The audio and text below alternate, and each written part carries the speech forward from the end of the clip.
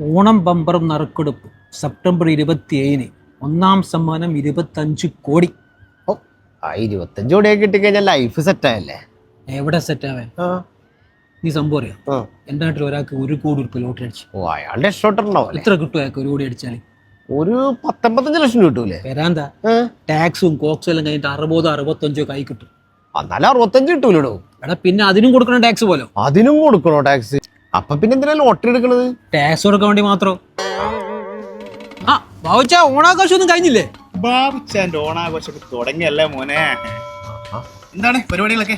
നമ്മുടെ പരിപാടിയൊക്കെ കഴിഞ്ഞ്, ഓണട്ടൂറ് കഴിഞ്ഞ്, ഓണപ്പുലിക്കളി കഴിഞ്ഞ്, ഓണത്തല്ലും കഴിഞ്ഞ്. ഇപ്പൊ ഒരു ഇന്റർനാഷണൽ ട്രിപ്പ് പോകുന്നതിനെ കൊണ്ട് നിങ്ങൾക്ക് വിരോധമുണ്ടോ?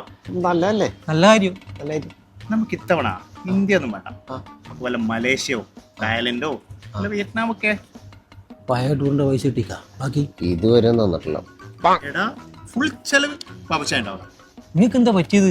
നിനക്കെന്താ വല്ല നിധിയും കിട്ടിയ? ഇത്തവണ തോണം ബമ്പർ ബാബുച്ചാനുള്ളതല്ലേ? ഫുൾ പ്ലാൻഡ് ആണ് കാര്യങ്ങൾ.